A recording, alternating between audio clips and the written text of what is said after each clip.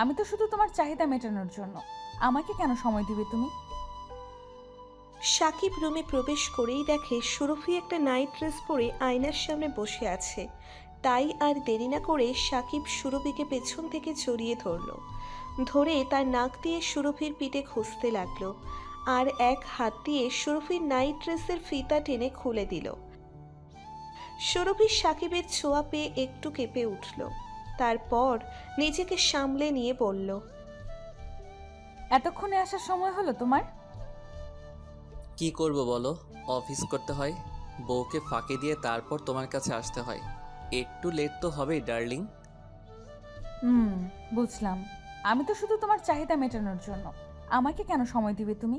যখন ইচ্ছা আমার কাছে আসবে, যে চাহিদা মেটাবে আর চলে যাবে। আহ, এই রোমান্টিক সময়ে এসব না বললে হয় না তোমার? আচ্ছা, আর বলবো না, সরি। বলেই সাকিবের গালে একটা কিস করলো সুরভি। সাকিবও রেসপন্স দিল তার নিচের মতো করে। সুরভিকে কোলে তুলে নিয়ে বিছানায় শুইয়ে দিয়ে নিচের ঠোঁট ডুবিয়ে দিল সুরভির ঠোঁটে। 30 মিনিট পর বিছানার চাদর গায়ে চড়িয়ে নিয়ে বিছানা থেকে উঠে ওয়াশরুমে চলে গেল সুরভি। সাকিব এখনো শুয়ে আছে। সুরভি ওয়াশরুম থেকে ফ্রেশ হয়ে বেরিয়ে আসলে সাকিব বলে, আচ্ছা সুরভি, আমরা কি পারি না দুজনে এক হয়ে যেতে? মানে, কি বলতে চাচ্ছ তুমি? মানে আমি বলতে যাচ্ছি, আমরা কি বিয়ে করতে পারি না? বিয়ে? মাথা ঠিক আছে তোমার? তুমি ভালো করে জানো তুমি আমরা দুজনেই বিবাহিত। তো কি হয়েছে? তুমিও শরীফের সাথে সুখী নও, আর আমিও সাদিয়ার সাথে সুখী নই। Shut up Sakib. তোমাকে কে বলেছে আমি শরীফের সাথে সুখী নই? শরীফ আমাকে অনেক সুখে রেখেছে। আর হ্যাঁ, আমি তোমার সাথে শুই, তোমার থেকে একটু সময় চাই, এর মানে এটা না যে আমি আমার সংসার ছেড়ে তোমাকে বিয়ে করতে চাই। বুঝেছো? সাকিব চুপ, আর মনে মনে ভাবছে, শালি তোকে বিয়ে করবে কে? আমি কি জানি না তুই কেমন? আমি এত তাড়াতাড়ি তোর অতীত ভুলে গেছি? আর তোর কি মনে হয় আমি সাদিয়ার সাথে সুখী নই? আরে কপাল গুণে সাদিয়ার মতো বউ পেয়েছি আমি। আমি বললাম তোর মন রাখার জন্য, আর দেখে নিলাম তুই কি বলিস। দুঃখিত, আমি তোমাকে কোনোদিন বিয়ে করতে পারবো না। এখন ইচ্ছা হলে আমার সাথে দেখা করবে, না হলে নাই। আরে, রেগে যাচ্ছ কেন তুমি?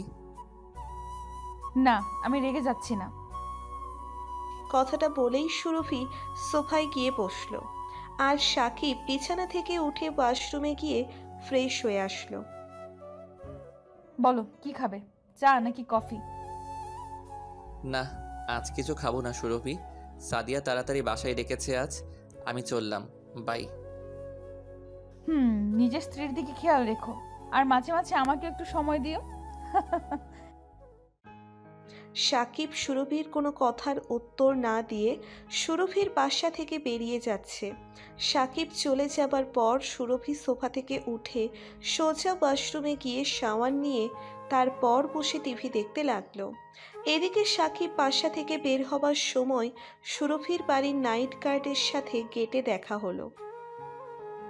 সাকিবকে বাসা থেকে বেরিয়ে আসতে দেখে নাইট গার্ড বলল, আরে সাকিব স্যার, কখন এসেছেন? আর চলে যাচ্ছেন নাকি? একটু আগে এসেছি। আসলে একটা বিজনেস ডিল নিয়ে কথা বলার ছিল তো, তাই এসেছিলাম। ও আচ্ছা, তো ডিল কি হলো? হয়েছে। আমি এখন আসি। আচ্ছা স্যার। সাকিব চলে যাবার পর আবুল মিয়া তার কাজে মনোযোগ দিল। এদিকে 30 মিনিট পর বাসায় পৌঁছই সাকিব। আমি কি তোমাকে একটা প্রশ্ন করতে পারি? শিওর।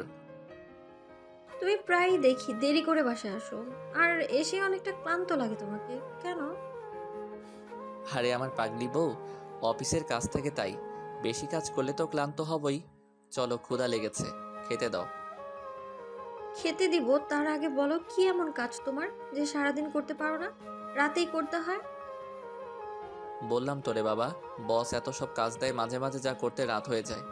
আমি এখন খুব ক্লান্ত, খেতে দাও প্লিজ। ঠিক আছে, আগে ওয়াশরুম থেকে গোসল করে আসো, তোমায় অনেক ক্লান্ত লাগছে। এই তো আমার লক্ষ্মী বউ, আমি এক্ষুনি গোসল করে আসতেছি। বলেই সাদিয়ার কপালে আলতো করে একটা কিস করে তার মোবাইলটা টেবিলের উপর রাখে। ওয়াশরুমে চলে গেল সাকিব। এদিকে রাত 10টা। আবুল মিয়া ডিউটি টাইম শেষ হলে সে সুরভির রুমে চলে যায় বলতে যে সে আজ চলে যাচ্ছে, কিন্তু উপরে গিয়ে দেখে সুরভি নিচের রুমে বসে আছে। আর সুরভিকে দেখে আবুলের একটু সন্দেহ হলো, কারণ আবুল মিয়া লক্ষ্য করত সাকিব স্যার যেদিনই ম্যাডামের সাথে বাসায় কোনো কাজে দেখা করতে আসতেন, কাজ করে সাকিব স্যার চলে যাবার পর প্রায়ই দেখত সুরভি গোসল করে, আর ওকে একটু ক্লান্ত ক্লান্ত লাগে। আবুল মিয়া মনে মনে ভাবতে লাগলো, কি এমন কাজ করেন ওনারা যে গোসল করতে হয় আর ক্লান্ত হয়ে যায়? আর ওনাদের কাজ কি শুধু রাতে? এ কেমন বিজনেস ডিল? কি ব্যাপার আবুল, তুমি ওখানে দাঁড়িয়ে আছো কেন? ভেতরে আসো। জি জি ম্যাডাম। কিছু বলবে? না ম্যাডাম, আমার ডিউটি টাইম শেষ, তাই বলার জন্য আসলাম। ও, তুমি যাওয়ার সময় গেটটা ভালো করে লাগিয়ে দিয়ে যেও, কেমন? আচ্ছা ম্যাডাম, তাহলে আজ আমি আসি। বলেই চলে আসলো আবুল। গেট ভালো করে লাগিয়ে দিয়ে পাশের দোকান থেকে একটা সিগারেট নিয়ে টানতে টানতে নিজের বাড়ির দিকে হাঁটা দিতে শুরু করলো আবুল। কিন্তু মাথায় শুধু একটাই কথা ঘুরপাক খাচ্ছে, সুরভি ম্যাডামের কাছে সাকিব স্যার কেন বারবার আসেন? সাকিব স্যারের কি এমন বিজনেস ডিল থাকে যে সেটা শুধু রাতেই করতে হয়, দিনে কেন নয়? আমাকে সব জানতে হবে, কারণ ওনাদের কাজকর্ম খুব একটা ভালো বলে মনে হচ্ছে না। আচ্ছা, তা কি ঠিক হবে? এসব ভাবতে ভাবতে নিজের বাসায় চলে আসে আবুল। এদিকে সাকিব সাদিয়া ডিনার করে রুমের লাইট অফ করে শুয়ে পড়ল। সাকিব মাথার পিছনে হাত রাখে, চোখ বন্ধ করে শুয়ে আছে আর ভাবছে, আজ সাদিয়া হঠাৎ করে এমন প্রশ্ন কেন করলো? ওর কি আমাকে নিয়ে সন্দেহ হচ্ছে? পরে আমি সুরভিকে সময় দিতে গিয়ে সাদিয়াকে একটু অ্যাভয়েড করছি না তো? এসব ভাবছে সাকিব, আর তখনই সাদিয়া বলে উঠল, সুরভি কে সাকিব? সুরভি কে মানে? সুরভিকে চেনো না আর সে তোমায় মেসেজ করে? What nonsense! মেসেজ করে মানে? দেখো সাকিব, আমার কাছে কিছু লুকাবে না। তুমি তোমার মোবাইল রেখে যখন ওয়াশরুমে গোসল করতে গিয়েছিলে, তখন তোমার মোবাইলে সুরভি নামে সেভ করা একটা নাম্বার থেকে মেসেজ এসেছিল। ও আচ্ছা, এই কথা। সুরভি আমাদের ক্লায়েন্টের বউ। আসলে ওনার হাজবেন্ড এখন দেশের বাইরে আছে, তাই ওনার সাথে সব ডিল করতে হয়। তাই বলে তুমি কি করো, বাসায় পৌঁছেছো কি না, এসব মেসেজ করবে? আরে, কথা বলতে বলতে বন্ধুদের মতো একটা সম্পর্ক হয়ে গেছে, তো তাই এসব মেসেজ করে। প্লিজ সাকিব, আমার ভালোবাসার ভাগটা তুমি কাউকে দিও না প্লিজ। তোমাকে আমি প্রচুর লাভ করি, থাকতে পারবো না। আমার ভাগটা তুমি কাউকে দিও না প্লিজ। আরে আমার পাগলি বউ, কান্না থামাও আর আমার উপর বিশ্বাস রাখো। আমি শুধু তোমার আর তোমারই থাকবো। এদিকে আবুল মিয়া তার ডিউটি ঠিকঠাকভাবে পালন করছিল আর ফের একবার সাকিবের আসার অপেক্ষা করছিল, কিন্তু সাকিব যেন কিছুতেই আসতে ছিল না। আর এভাবেই কেটে যায় 8 দিন। তারপর আবুল একদিন তার ডিউটি করছিল গেটে বসে, এমন সময় কেউ বলল, কেমন আছো আবুল? জি জি স্যার, ভালো। আপনি এতদিন পর? কি করব বলো, ক্লায়েন্ট তো আর একটা নয়, বাদ দাও। তোমার ম্যাডাম বাসায় আছে? জি স্যার, যান ভিতরে যান। তারপর সাকিব আর কোনো কথা না বলে ভেতরে চলে গেল। ভেতরে গিয়ে দেখে সুরভি ঘুমুচ্ছে, তাকে ডাকবে কিনা এসব ভাবতে ভাবতে তাকে ডাক দিয়েই দিল। সুরভিও প্রথম ডাকে সাড়া দিল। ঘুম থেকে উঠে ওয়াশরুম থেকে ফ্রেশ হয়ে এসে সাকিবকে বলল, কেন এসেছো আজ? কি চাই তোমার? প্লিজ রাগ করো না, আগে আমার কথা শোনো। কি শুনবো? 7-8 দিন থেকে তোমাকে কল মেসেজ করেই যাচ্ছি, কলটা পিক করেছো? কোনো মেসেজের উত্তর দিয়েছো? আরে বাবা, সাদিয়া তোমার ব্যাপারে সব জেনে গেছে, তাই ওকে নর্মাল করার জন্য এই কয়দিন ওকে একটু বেশি করে সময় দিয়েছি, যাতে ও আর এই বিষয়টা মনে না রাখে। সাকিব, তুমি আসলে একটা গভীর জলের মাছ। তোমাকে চেনা এত সহজ নয়, কারণ শরীফের সাথে বিয়ে হওয়ার আগে থেকেই আমি তোমাকে চিনি এবং ভালো করেই জানি। তুমিও কম কিসে? তুমিও তো শরীফকে গুগলি দিয়ে বিয়েটা করেছো।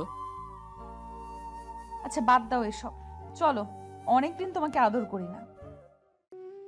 এদিকে আবুল মিয়া তার প্ল্যান মতো সুরভির রুমে চলে আসে সাকিব সুরভি কি করে সেটা দেখার জন্য, কিন্তু এসে যা দেখলো তা দেখার জন্য আবুল মোটেও প্রস্তুত ছিল না। কারণ আবুল এসে দেখে সাকিব এবং সুরভি দুজন তাদের চরম মুহূর্তে। আবুল মিয়ার যেন নিজের চোখে বিশ্বাস করতে পারছিল না। মনে মনে ভাবছে, আমি যে এসব দেখলাম এসব কি সত্যি নাকি স্বপ্ন। সুরভি ম্যাডামকে কত ভালো ভাবতাম আমি, আর শরীফ স্যার কত বিশ্বাস করেন ম্যাডামকে, কিন্তু ম্যাডাম যে স্যারের অনুপস্থিতিতে পরপুরুষের সাথে, ছি, মানুষ এতটা খারাপ হতে পারে আজ বুঝতে পারছি। মেয়েদের অন্ধের মতো বিশ্বাস করাই ভুল। এনারা তো বড়লোক মানুষ, তাহলে এরা কেন পরপুরুষের সাথে এসব করবে? কিসের অভাব সুরভি ম্যাডামের? সুরভি ম্যামও কি তাহলে শরীফ স্যারকে ছেড়ে সাকিব স্যারের সাথে চলে যাবেন? আবুলের এই কথাটা ভাবার কারণ হলো তার স্ত্রী শ্যামলীও 2 বছর আগে তাকে ছেড়ে অন্য ছেলের সাথে চলে গিয়েছিল। আবুল অনেক অনুরোধ করার পরেও আর শ্যামলী ফিরে আসেনি। তাহলে কি শরীফ স্যারের অবস্থাও তার মতোই হবে? সে তো গরিব মানুষ, তার আর মান সম্মান কি? কিন্তু স্যার তো একজন প্রভাবশালী মানুষ, তিনি এই লজ্জা লুকাবেন কি করে? তিনি কি এসব মেনে নিতে পারবেন? দরজার পাশে দাঁড়িয়ে এসব ভাবতে ভাবতে আবুলের হাত লেগে দরজায় একটু শব্দ হয়। সেই শব্দে সাকিব সুরভি চমকে ওঠে। মুহূর্তের মধ্যে তাদের সুখের মুহূর্ত অস্থির মুহূর্ত হয়ে যায়। দুজন দুজনের দিকে অবাক দৃষ্টিতে তাকিয়ে আছে। দুজনের চোখের ভাষা স্পষ্ট, কে? দুজনের বুকে কাঁপুনি শুরু হয়ে গেছে। তখন সুরভি একটু নর্মাল হয়ে, কে কে ওখানে? আবুল মিয়া এখনো চুপ, ভয়ে কাঁপছে সে। তারপর সুরভি কোনো উত্তর না পেয়ে সুরভির বুকের কাঁপুনি আরও বেড়ে গেল। কারণ তার বাসায় এখন এই সময় কেউ থাকার কথা নয়। তার হাজবেন্ড শরীফ দেশের বাইরে আছে, আর আবুল এখন হয়তো গেটে আছে। সে হুটহাট করে বাসায় আসে না প্রয়োজন ছাড়া। তাহলে কে হতে পারে? সাকিব সুরভি ভয়ে একাকার, কেউ দেখে ফেললে সর্বনাশ। এদিকে সাকিব এই সময়ের মধ্যে রেডি হয়ে নিল। সুরভি কোনো রকম শাড়িটা গায়ে পেঁচিয়ে নিয়ে আস্তে আস্তে দরজার দিকে হাঁটা দিতে শুরু করলো। যত দরজার কাছে যাচ্ছে বুকের কাঁপুনি আরও বেড়ে যাচ্ছে। ওদিকে আবুল মিয়াও ভয়ে মেছো বিড়াল হয়ে গেছে। কি করবে এখন কিছু বুঝতে পারছে না। এখন সুরভি ম্যাম সামলে আসলেই বা কি করবে? এখান থেকে পালানো আর সম্ভব না। তাহলে জানালা দিয়ে হয়তো দেখা যাবে। এদিকে ভয়ে ভয়ে দরজার কাছে আসে সুরভি। এসে দেখে আবুল মিয়া দাঁড়িয়ে ভয়ে কাঁপছে। আবুল, তুমি এখানে? তুমি এখানে কি করছো? তারপর সুরভির কথায় একটু স্বাভাবিকতা দেখে সাকিব বলল, কে এসছে সুরভি?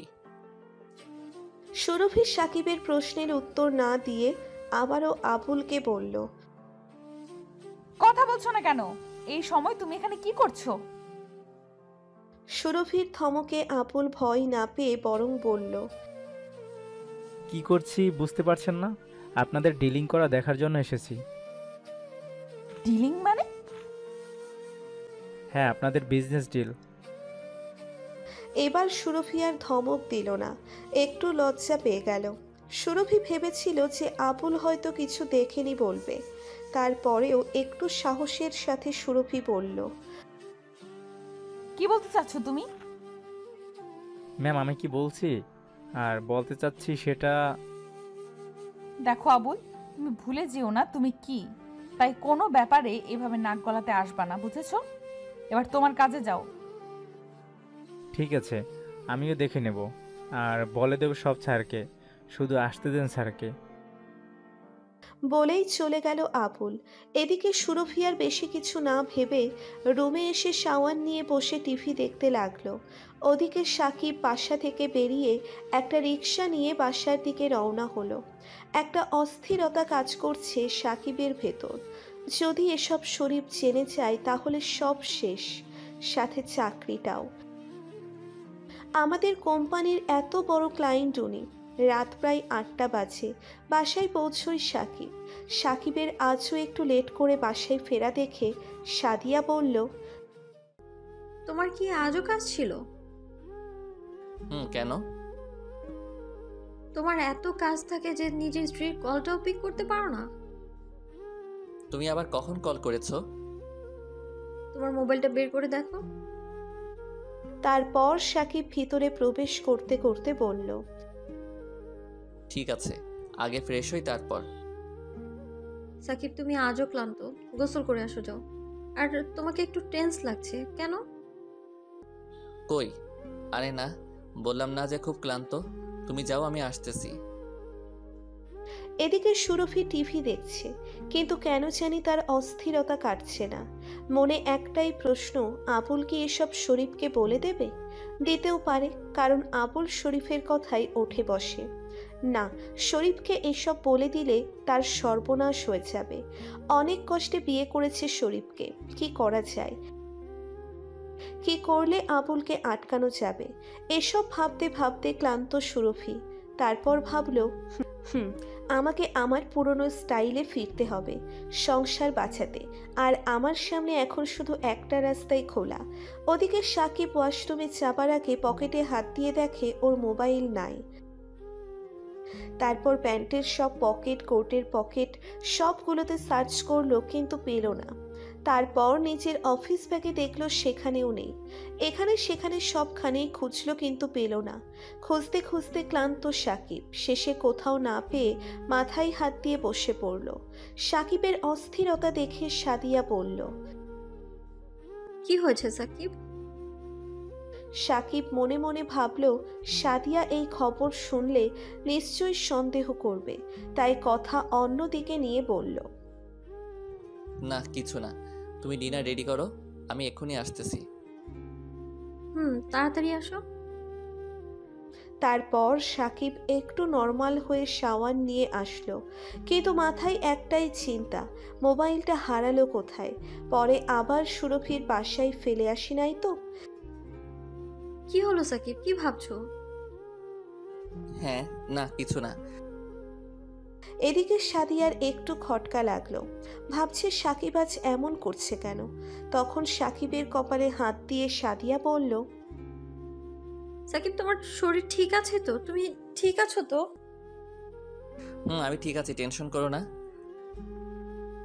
এদিকে সুরভি সব প্ল্যানিং করে বসে আছে আবুলের জন্য, কারণ আবুল প্রতিদিন 10টার সময় সুরভিকে বলে তারপর বাসায় যায়। সময় যেন যাচ্ছেই না সুরভির। টেনশন কাজ করছে সুরভির মাঝে, পারে না আবার শরীফকে ফোন করে সব বলে দেয়, সেই ভয়ে। দেখতে দেখতে রাত 10টা বেজে গেল। আবুল মিয়া প্রতিদিনের মতো আজও সুরভির রুমে আসলো তাকে বলার জন্য। এসে দেখে সুরভি বসে আছে, তাই আর দেরি না করে আবুল সুরভিকে বলল, আমি চলে যাচ্ছি। সুরভি স্পষ্ট বুঝতে পারল প্রতিদিনের মতো আজ আবুলের কথায় কোনো রেসপেক্টনেস নেই। আর কারণটা সুরভি ভালো করেই জানে, তাই আবুলকে ডাক দিল। আবুল, একটু ভেতরে আসো। জি বলেন। আচ্ছা, তোমার স্যারকে এসব বললে তুমি কি পাবে? মানে? মানে তখন তুমি যা দেখেছো তা যদি তুমি শরীফকে বলো, তাহলে তুমি কি পাবে? কিছু না, কিন্তু আমি বলবোই, কারণ এটা অন্যায়। তুমি কি জানো এটা বলার জন্য তোমার চাকরিও চলে যাবে? আমি ভয় পাই না, আর আমার বিশ্বাস আছে শরীফ স্যার এমনটা করবেন না। কেন করবে না? যদি আমি বলি তুমি আমার দিকে খারাপ নজরে তাকাও? এটা ছাড় কোনোদিন বিশ্বাস করবে না। এসব বলে আমাকে আটকাতে পারবেন না, আমি আসি। বলেই চলে যাচ্ছিল আবুল।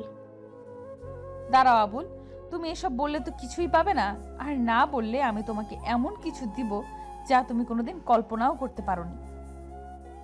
মানে? মানে তুমি যদি আমাকে কথা দাও যে তুমি শরীফকে এসব বলবে না, তাহলে তোমাকে তোমার কল্পনার বাইরে থাকা কিছু দিব। কল্পনার বাইরে? দেখুন, আমি টাকা পয়সার লোভী নই, সেটা আপনি ভালো করেই জানেন। জানি। আমি তোমাকে টাকার থেকেও বেশি কিছু, মানে তোমাকে পুরো চমকে দেব। চমকে দিবেন? হুম, চমকে দেব, যা কেউ কল্পনাও করতে পারবে না। আচ্ছা বলেন, কি সেটা? আগে কথা দাও। আচ্ছা দিলাম, এবার বলেন। তারপর সুরভি ভাবল এবার প্ল্যানটা কাজে লাগানোর সময়। তারপর 2 মিনিট মাথা নিচু করে কি যেন একটা ভেবে নিল, আর তারপর এক টান দিয়ে নিচের বুকের উপর থেকে শাড়ির আঁচলটা নামিয়ে দিল। এটা দেখে আবুল তো পুরো থ বনে গেল। তারপর বলল, এটা কি হচ্ছে ম্যাডাম? তোমাকে বললাম না, তোমাকে এমন কিছু দেব যা তুমি কল্পনাও করতে পারবে না। কিন্তু ম্যাডাম। কোনো কিন্তু নয়। বলেই আবুলকে জড়িয়ে ধরল সুরভি। ওদিকে সাকিব এবং সাদিয়া ডিনার করে ঘুমিয়ে পড়ল। সাদিয়া ঘুমিয়ে পড়লেও সাকিব কিন্তু ঘুমাতে পারছে না, কারণ সাকিব এখনও শিওর না যে ওর মোবাইলটা কোথায় হারালো। আর ওদিকে আবার আবুলের কাছে ধরা খেয়েছে। সুরভি কি আবুলকে ম্যানেজ করতে পেরেছে? সাকিবের টেনশন যেন কমছেই না। এদিকে সুরভি আবুলকে জড়িয়ে ধরতেই আবুল একটা ঝটকা দিয়ে সরে গেল। কিন্তু সুরভিও যে নাছোড়বান্দা, তাই সে আবুলকে জোর করে ধরে বিছানায় শুইয়ে দিয়ে তার ঠোঁট দখল করলো। আবুল কিছুক্ষণ ছাড়িয়ে নিতে চাইল, কিন্তু পারল না।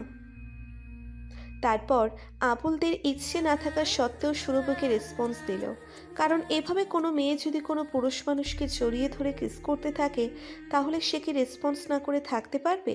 আবুলও একজন পুরুষ, আর তার স্ত্রীর সাথে 2 বছর কোনো সহবাস নেই। তাই আবুল যেন প্রায় মরুভূমি হয়ে গেছে, আর সুরভি সেই মরুভূমিতে যেন পানি ঢেলে দিতে চাইছে। তাই আবুলও আর রেসপন্স না করে থাকতে পারল না। পরের দিন সকালে ঘুম থেকে সাদিয়ার আগে ওঠে সাকিব। উঠে সাদিয়ার মোবাইল থেকে সাকিব তার নিজের মোবাইলে কল দেয়। এদিকে সুরভি ঘুমাচ্ছে, আর সাকিব কল করেই যাচ্ছে। একটু পর সুরভি লক্ষ্য করলো কোনো মোবাইল বাজছে, কিন্তু এটা তার মোবাইলের রিংটোন না। তাহলে কার মোবাইল হতে পারে? আর সেটা তার রুমে কেন? মোবাইলটা বেজেই চলেছে। মোবাইলের শব্দে ঠিকমতো ঘুমাতেও পারছে না সুরভি, তাই ঘুম থেকে ওঠে মোবাইল খুঁজতে লাগলো, কিন্তু কোথায় বাজছে সেটা বুঝতে পারছে না। ঘুম ঘুম চোখে কিছুই বুঝতে পারছিল না সুরভি। তারপর একটু স্থির হয়ে দাঁড়িয়ে থেকে মোবাইলটা ঠিক কোথায় বাজছে সেটা শিওর হওয়ার চেষ্টা করলো। তারপর মনে হলো তার রুমের কোণে থাকা টেবিলের দিক থেকে শব্দটা আসতেছে। তারপর সুরভি টেবিলের কাছে গিয়ে দেখে একটা মোবাইল।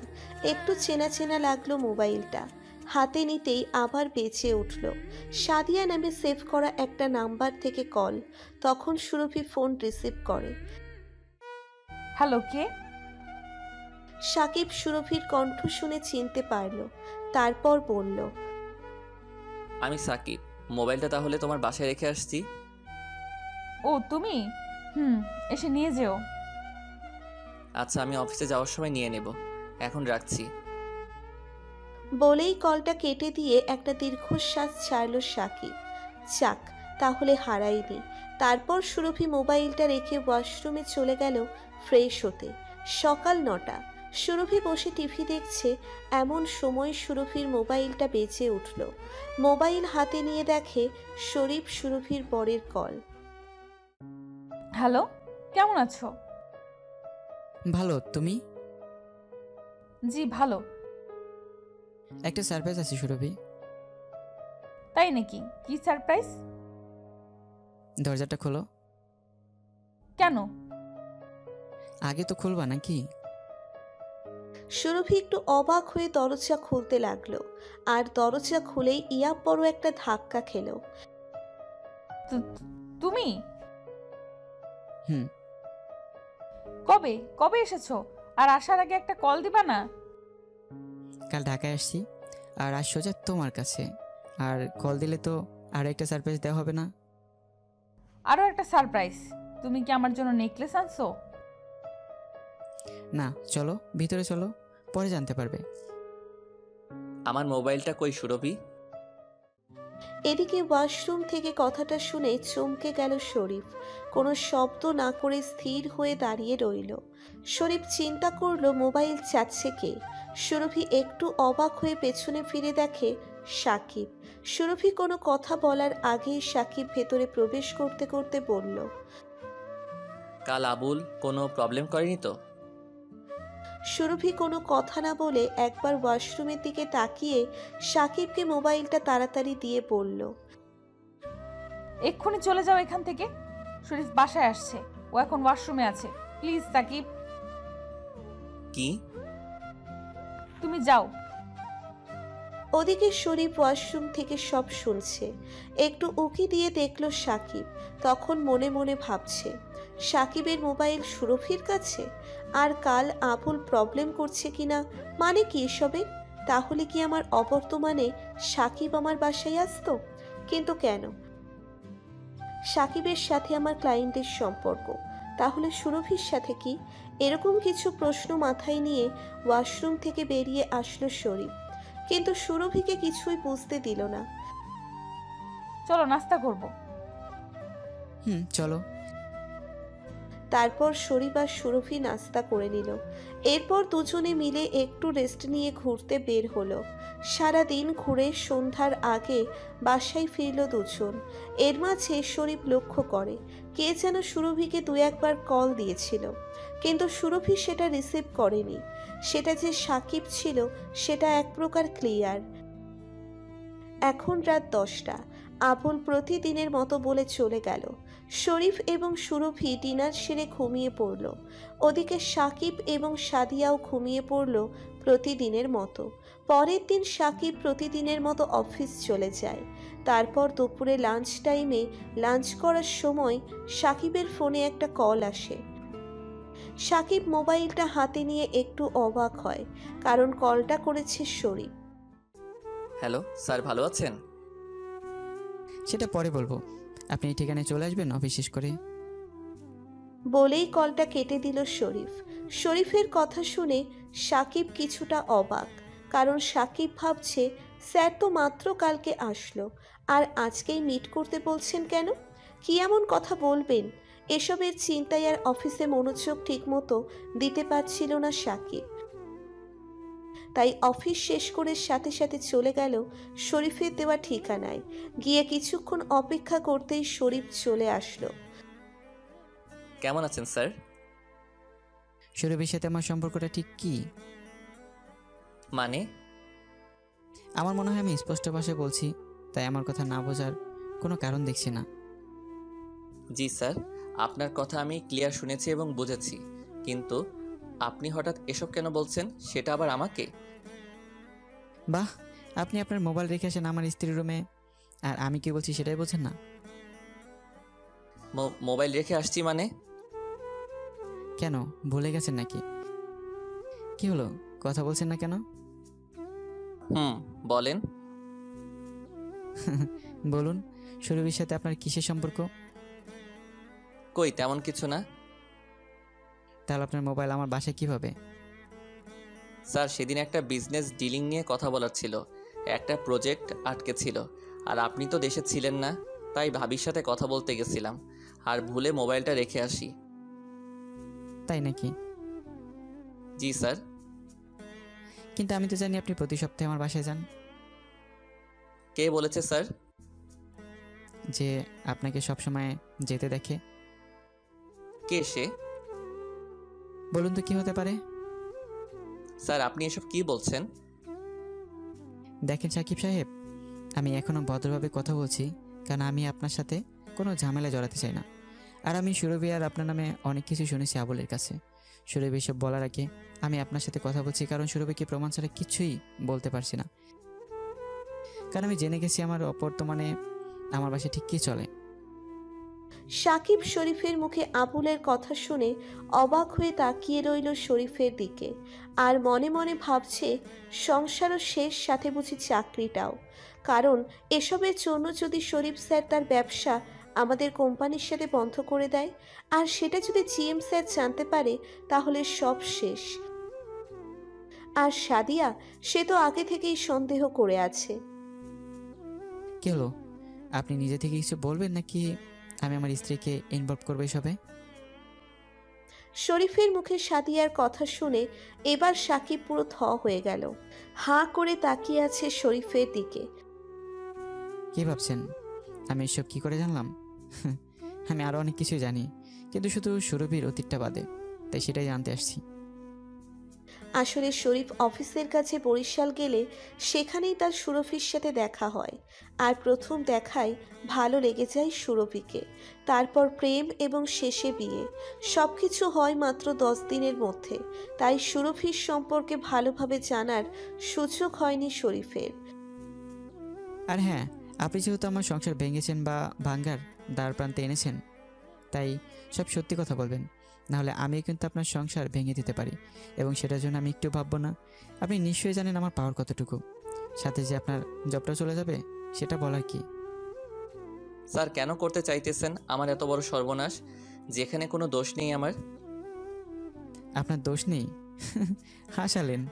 আপনি অবশ্যই বুঝতে পারছেন এইসব সুরভিকে বলে সুরভি বলবে দোষী না। এমন সময় কেউ বলবে না যে সে দোষ করেছে। স্যার আপনি কি আগে জানতেন যে সুরভি একজন পতিতা ছিল? আপনার সাথে বিয়ে হওয়ার আগে ও একজন ফার্স্ট ক্লাস পতিতা ছিল। সাকিবের কথা শুনে শরীফের মাথা ঘুরে গেল। কি বলি তুই? জি স্যার, সুরভি একটা পতিতা মেয়ে। চুপ শালা, একদম চুপ। তোর জিভ আমি টেনে ছিঁড়ে ফেলবো। আর একবার ওই কথা বললে সুরভি একটু খারাপ হতে পারে, তাই বলে তুই কি পতিতা বলতে পারিস? ছাড়ুন স্যার, কি জানেন আপনি সুরভির ব্যাপারে? বিয়ের আগে তো চেহারা দেখে পাগল হয়ে গেছিলেন। এবার শরীফ বনে গেল সাকিবের কথা শুনে। আপনি কি কখনো নোটিশ করেছেন সুরভিকে কি করে? ওর আসল মতলবটা কি ছিল? ওর মতলব কি ছিল মানে? জি স্যার, মতলব ওর স্বপ্ন ছিল নিজের রূপের জালে কোনো বড়লোককে ফাঁসিয়ে বিয়ে করা। আর আপনি তো আমি তো কি? আপনি হলেন ওর বানানো মুরগি। মানে? হ্যাঁ, মুরগি। আর আপনি জানেন ও আমাকেও অনেক ভয় দেখিয়ে বিয়ে করতে চেয়েছিল, কিন্তু যখনই ও আপনাকে পেয়ে যায় তখন আমাকে ছেড়ে আপনাকে ধরে। ঠিক আছে, আমি না হয় মেনে নিলাম আমার বউ পতিতা ছিল আর আপনি ছিলেন তার নিয়মিত কাস্টমার, কিন্তু আপনি কি করে জানলেন যে সুরভি এখন ঢাকায়? সুরভি আমার স্ত্রী, আমি ওকে বিয়ে করেছি, ও আমার বাসায় থাকে। কেননা সুরভি বরিশালের মেয়ে, আর আপনি নিশ্চয়ই বরিশালের হবেন। জি স্যার, আমার বাসাটাও বরিশাল। তাহলে আপনি আবার সুরভির সাথে যোগাযোগ করলেন কি করে এখানে, মানে ঢাকায়? সুরভি কি আপনাকে কল করেছিল এখানে আসার জন্য? না স্যার। তাহলে? তাহলে শুনুন, আমি 6 মাস আগে টিসি নিয়ে ঢাকায় আসি আর এখানে বিয়ে করি। তো একদিন আমি অফিস যাই আর আমার স্যার আমাকে একটা ফাইল দিয়ে বলে, এই ফাইলে একজনের মানে আপনার ঠিকানা সহ সব কিছু দেওয়া আছে। আপনি ওনার সাথে দেখা করে ফাইলে সাইন নিয়ে আসবেন। সাথে এটাও বলেন যে আপনি আমাদের কোম্পানির একজন পুরনো ক্লায়েন্ট, তাই যেন আপনার বাসা থেকে হলেও সাইনটা নেই। আর আমিও বসের কথা মতো ফাইলের ঠিকানা মতো চলে যাই আপনার বাসায়, আর গিয়ে আপনার গেটম্যান আবুলের কাছে জানতে পারি আপনি দেশের বাইরে আছেন। কবে ফিরবেন সে জানে না, তাই চলে আসবো বলে হাঁটা দেওয়া শুরু করি। হঠাৎ আপনার দারোয়ান আমাকে পিছন থেকে ডাক দেয় আর উপরে যেতে বলে। কেন সেটার কারণ জানতে চাইলে আবুল বলে, স্যার নাই, তাই হয়তো ম্যাডাম আপনার বউ সাইনটা করে দিতে পারে। তারপর? তারপর আমি উপরে চলে যাই আর ভিতরে ঢুকতে কেউ একজন বলল, সোফায় বসো সাকিব, আমি আসতেছি। কথাটা শুনে আমি একটু অবাক হলাম, কারণ কে বলল কথাটা, আর সে আমার আবার নামও জানে কিভাবে। তখন কৌতূহল নিয়ে বসে আছি সোফায়। একটু পর পিছন থেকে আবার বলে উঠল, কেমন আছো সাকিব? আমি সাথে সাথে পিছনে মাথা ঘুরিয়ে পুরো শক খেয়ে যাই। সুরভি তুমি? এত বড় বাড়ি? আর তুমি? আমি তখন হাঁ করে বাড়িটার চারদিক দেখতে লাগলাম। মুখটা বন্ধ করো, মশা ঢুকে যাবে। তখন আমি ভ্যাবাচাকা খেয়ে বললাম, এত কিছু কি করে সুরভি? বুঝতে পারছো না আমার বরের এগুলো? বুঝেছি, কিন্তু কবে করলে এসব? এইসব? ইয়ে মানে বিয়ে? ও, এই তো কিছুদিন আগে। আমাকে বলবে না কেমন আছি? ও কেমন আছো? আমি জানি তুমি নিশ্চয়ই ভালো আছো। অনেক ভালো। তো এভাবে অনেক কথা হলো সেদিন। সুরভি নিজেই আমার নাম্বার নিয়েছিল সেদিন। তারপর থেকে নিয়মিত কথা হতো। কথা বলতে বলতে একদিন হঠাৎ সুরভি আমাকে ওর বাসায় ডাকে সন্ধ্যার সময়, আর আমিও চলে যাই। গিয়ে দেখি সুরভি একটা নাইট ড্রেস পরে বসে আছে আয়নার সামনে। তারপর কি? আমরা চলে যাই পাপের দুনিয়ায়। কিন্তু বিশ্বাস করুন স্যার, এসবে আমার কোনো ইন্টারেস্ট ছিল না। যা হয়েছে সব সুরভির ইচ্ছায়। আচ্ছা, ও জানতো না আপনি বিবাহিত ছিলেন?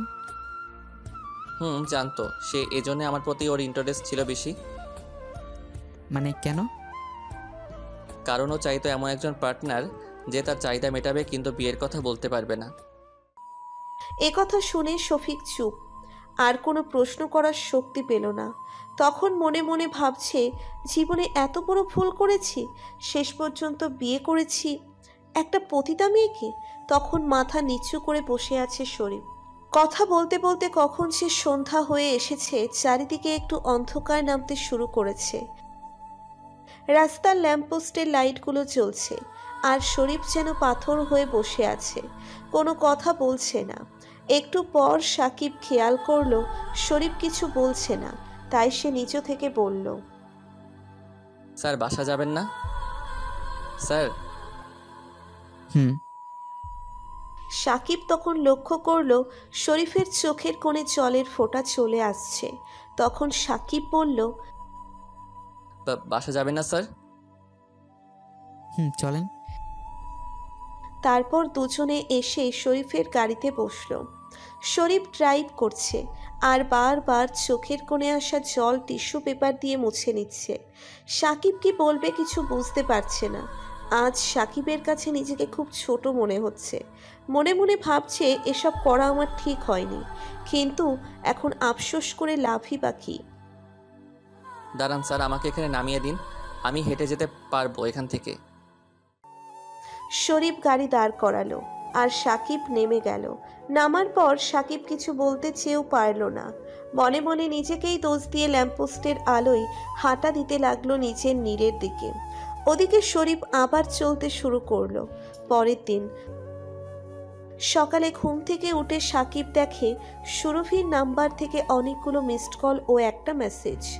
সাকিব তখন তাড়াতাড়ি মেসেজটা সিন করার সাথে সাথে সাকিব হতভম্ব হয়ে যায়, কারণ মেসেজটা ছিল, সাকিব শরীফ অ্যাক্সিডেন্ট করেছে, আমি এখন ইউনাইটেড হসপিটালে, তোমার সময় থাকলে প্লিজ একটু আসো, আমার খুব ভয় করছে। মেসেজটা পড়ে সাকিব মনে মনে ভাবতে লাগলো, শরীফ কেন অ্যাক্সিডেন্ট করলো, আর করলোই বা কখন? আমার সাথে দেখা করে যাবার সময়? যদি তাই হয় তাহলে সুরভি কেন আমাকে ডাকছে? এতে তো ওর প্রবলেম হবে। তাই মনে মনে ভাবতে লাগলো, আমি এখন কি করব? তার কিছুক্ষণ ভাবার পর সাকিব ঠিক করলো যে সে যাবে। তখন সাকিব অফিসে কল দিয়ে ছুটি নিয়ে সোজা চলে যায় ইউনাইটেড হসপিটালে। গিয়ে দেখে সুরভি একটা চেয়ারে মাথায় হাত দিয়ে বসে আছে। সাকিব গিয়ে তার বিপরীত চেয়ারে বসলো। সুরভি, সুরভি বলেই ডাক দিল সাকিব।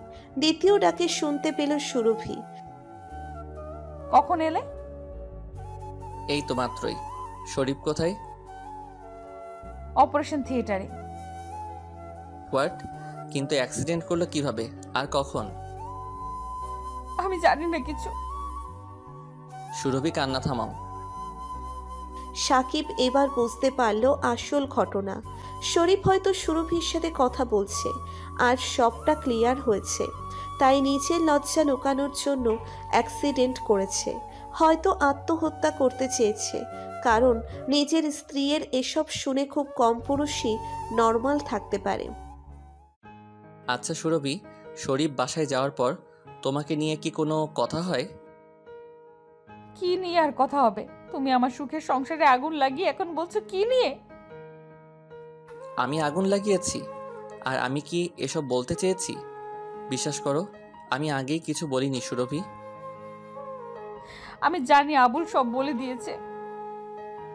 তাহলে শুধু আমাকে কেন দোষ দিচ্ছ? এখানে তোমার এবং আমার সমান দোষ। সাকিব, আমি তোমাকে দোষ দেইনি। আমি কি জানতে পারি তোমাদের মাঝে ঠিক কি নিয়ে কথা হয়েছিল? সেসব শুনে আর কি করবে? আমি তো পতিতা। এভাবে বলছো কেন? তুমি তো জানো আমারও সংসার আছে। আমার সংসার বাঁচাতে আমাকে এসব বলতে হয়েছে। ঠিক করেছো তুমি। আর একদিন না একদিন তো জানতেই পারতো। প্লিজ সুরভি বলো, কি হয়েছে? আমি ওয়াশরুম থেকে ফ্রেশ হয়ে সোফায় বসে আছি গতকাল রাত 8টার দিকে। এমন সময় শরীফ বাসায় আসে। ওকে দেখে একটু টেন্স লাগছিল, তাই আমি ওকে বলি, কোথায় ছিলে এতক্ষণ? কোথায় ছিলাম সেটা জানতে চাও? শরীফের মুখে কথাটা শুনে আমি খুব অবাক হই। তারপরেও নিজেকে সামলে বললাম, জানতে চাই মানে? আমার কি দোষ ছিল সুরভি যে তুমি আমাকে নিয়ে এভাবে খেললে? শরীফ, কি বলছো তুমি এসব? কি বলছি? আচ্ছা, সাকিবকে তুমি চেনো না? কোন সাকিব? যে সাকিব তোমার কাছে তার ফোন রেখে যায়, যে সাকিব তোমার পুরনো ক্লায়েন্ট ছিল, তাকেই চেনো না? একসময় যাকে বিয়ে করার জন্য চাপ দিতে। ক্লায়েন্টের কথা শুনে আমি একটু চমকে যাই আর চোখগুলো বড় বড় করে শরীফের দিকে তাকিয়ে বললাম, কি বলছো কি এসব? ন্যাকামো করে লাভ নেই সুরভি। আমি আবুল এবং সাকিব দুজনের কাছ থেকে সব শুনেছি। তুমি যে কতটা নিস সেটা আজ জানতে পারলাম। এবার আমি পুরোই অবাক। কোনো কিছু বলার সাহস পাচ্ছি না। মনে মনে ভাবছি, আবুলকে এত কিছু দেওয়ার পরেও সব বলে দিল, আর সাকিব এতটা বেইমানি করলো আমার সাথে। কি হলো সুরভি, কথা বলছো না কেন? আমি জানতাম না তুমি পতিতে ছিলে, কিন্তু বিয়ের পর তো সব ছাড়তে পারতে নাকি? আর যদি ছাড়তে নাই পারো তাহলে আমাকে কেন বিয়ে করছো? সুরভি এখনো চুপ, মাথা নিচু করে সোফা থেকে উঠে দাঁড়ালো। আসলে তোমার মতো পতিতারা কখনো ভালো হতে পারে না, কারণ তোমরা লোভী। তোমাদের প্রতিদিন ভিন্ন ভিন্ন পুরুষের সাথে শোয়াটা হ্যাবিট হয়ে গেছে। শাট আপ শরীফ। তুমি জানো আমি কেন পতিতা ছিলাম? থাক, সেটা না হয় নাই বা বললাম যে কেন পতিতা ছিলাম, কিন্তু আমি লোভী ছিলাম না। হ্যাঁ, এটা ঠিক যে আমি কোনো বড় লোকের সন্ধানে ছিলাম, কিন্তু তোমাকে বিয়ে করেছি ভালোবেসে। আর আমার মতো পতিতাকে কে বানায়? আর কারাই বা যায় সে পতিতাদের কাছে বলো? সুরভি, তুমি যে এতটা বেয়াদব জানতাম না। নিজের পতিতা হয়ে আবার আমার মুখে মুখে তর্ক করছো। হ্যাঁ, করছি। কারণ পতিতা কেউ নিজের ইচ্ছায় হয় না, সবার একটা অতীত থাকে। ঠিক আছে, সেটা না হয় বুঝলাম, কিন্তু বিয়ের পর কি ভালো হতে পারতে না? কেন করো বিয়ের পর এসব? কিসের অভাব তোমার? কিসের অভাবে এসব করে তুমি বোঝো না? না, বুঝি না। তুমি জানো একটা মেয়ে বিয়ের পর তার স্বামীর কাছ থেকে কি চায়? মেয়েরা কি শুধু টাকাই চায়? তুমি এটা বলছো না যে মানুষের শারীরিক চাহিদা বলেও কিছু আছে? মানুষ যেমন ক্ষুধা লাগলে খাবার খাওয়ার প্রয়োজন, তেমনি শারীরিক চাহিদা মেটানো প্রয়োজন, তার একটু ভালোবাসার প্রয়োজন। তার মানে তুমি বলতে চাচ্ছ আমি তোমাকে শারীরিকভাবে সুখে রাখতে পারি না? আমি তোমাকে ভালোবাসি না? দেখো শরীফ, তুমি আমাকে ভালোবাসো সেটা জানি, আমিও তোমাকে ভালোবাসি, কিন্তু দূর থেকে তুমি শুধু আমার মনের চাহিদা মেটাতে পারো, শারীরিক চাহিদা না। আশা করি তুমি এবার বুঝতে পেরেছো এসব আমি কেন করেছি। আই এম সো সরি শরীফ। এসব বলার পর শরীফ আবার বাসা থেকে বেরিয়ে যায়। আমি ভেবেছিলাম ও হয়তো রাগ করেছে, কিছুক্ষণ পর ফিরে আসবে, কিন্তু রাত 12টা, 1টা থেকে 2টা বেজে গেল। তবুও যখন শরীফের কোনো নামই নেই ফেরার, তাই একটু টেনশন হলো। তাই আমি ওকে কল দিলেও কল পিক হতো না। তখন টেনশন আরো বেড়ে গেল। তারপর রাত প্রায় 2টা 40 মিনিটের দিকে শরীফের কল পেয়ে সাথে সাথে পিক করি, কিন্তু কেউ একজন শরীফের মোবাইল থেকে বলে ও অ্যাক্সিডেন্ট করেছে, ইউনাইটেড হাসপাতালে নেওয়া হচ্ছে, আপনি আসুন। আর আমি তো ঢাকায় নতুনই বলতে পারো। শরীফ আর তোমাকে ছাড়া তেমন কাউকেই চিনি না। আর আজ সকাল থেকে আবুলকেও পাইনি, তাই তোমাকেই কল দিই, কিন্তু তুমি পিক করলে না দেখে মেসেজ করি। আর এখানে এসে শুনি শরীফকে অপারেশন থিয়েটারে নেওয়া হয়েছে। সুরভির এসব কথা বলার সময় অপারেশন থিয়েটার থেকে ডক্টর বের হতে দেখে সুরভি ডক্টরের কাছে দৌড়ে গিয়ে শরীফের অবস্থা জানতে চায়। আর ডক্টর সুরভির হাতে একটা চিঠি ধরিয়ে দিয়ে বলে, I am so sorry, he is no more. কথাটা শুনে সুরভি সাকিব দুজনেই শক। সুরভি আর কোনো কথা বলছে না, আস্তে আস্তে ফ্লোরে বসে পড়ল এবং ডাক্তার চলে গেল। সাকিব সুরভিকে সান্ত্বনা দিতে চাইলেও পারল না, তখন কেঁদেই যাচ্ছে সুরভি।